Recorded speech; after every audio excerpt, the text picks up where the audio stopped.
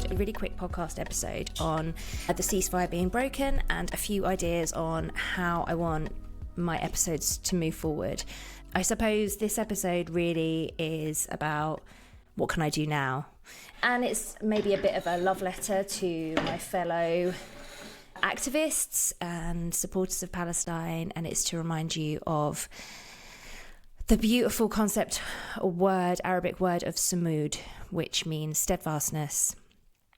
Something that the Palestinians have shown in abundance, and something that I come back to, a word that I come back to remind me that it is not hopeless.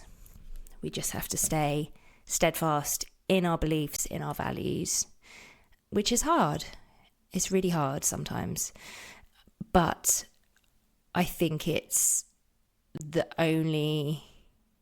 least that we can do, right? And that's not to shame you for feeling hopeless, and it's certainly not to shame you for feeling full of rage, because I think we have a right to feel angry, and I don't necessarily think that anger is a negative emotion. In fact, I think it's just neutral, right? And that saying, if you're not angry, you're not paying attention, I think is right. But it's not sustainable. I think we have to do something with the anger. The energy has to go somewhere. Certainly for me, I have to use my anger to ignite a fire. And by fire, I mean action. And it might be really small, and I guess it's always going to be relatively small in comparison to the suffering of the people around the world. But the ripple effect of all of us using Sumud and anger to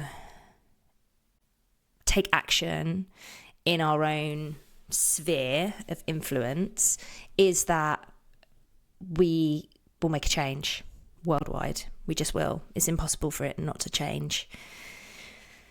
The person next to us, the person 7 people away. I'm not making a huge amount of sense, but I hope that today this rambly message of Sumud, of hope, of steadfastness, will land and help you to feel that all is not lost. It's not hopeless. So this was actually a bit of a test. It wasn't even supposed to be the full podcast, but I've just gone into it. What I want for the podcast, what she said going forward, it came to me in a meditation, because I meditate now, which is wild, but I have to say, painfully, it works, and it is really helpful. Everything they say about meditation, first thing in the morning, before you've paid any attention to your phone, is true. And believe me, that annoys me to no end. But anyway, was that what I want for the podcast is this concept.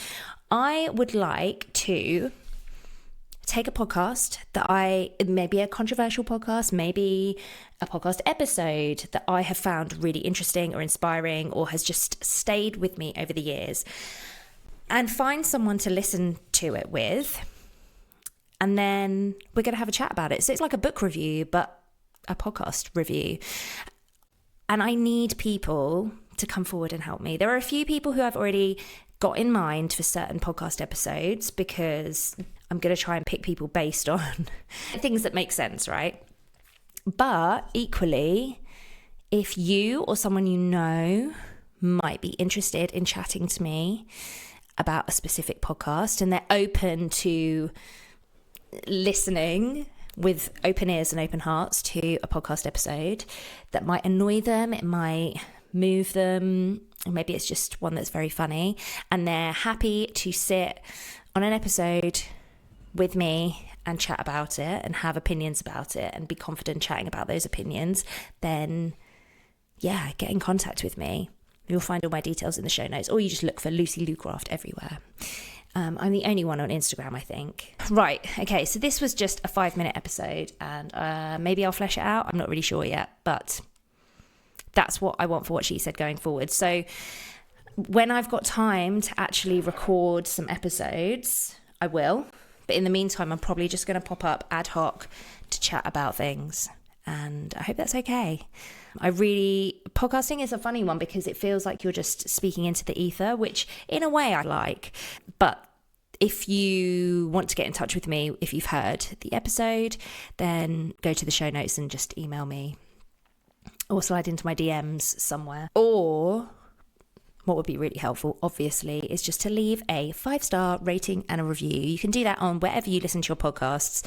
Sometimes it feels a bit daunting because it's not actually super intuitive on quite a lot of the apps to be able to leave podcast reviews. And some apps, you literally can't leave a podcast review. But the reason why so many people ask you to do this is because it actually does make a difference. Podcasting as a form of content creation is relatively organic, although there is an algorithm. Like everything, it's algorithmic, and ratings really play into that algorithm. So the more reviews you have, the more likely you're going to be shown to other people. And wouldn't that be nice to have less Joe Rogans in the top 10s in the charts and more of people like me? Maybe that is not something that you want for yourself, but that is something that I want. So if you could play along with me, that would be amazing. All right, I'm going to end this podcast now. And I think I maybe even might throw it out there without really editing it and not think about it too much and just hope that it is helpful to somebody. All right, until next time, so long.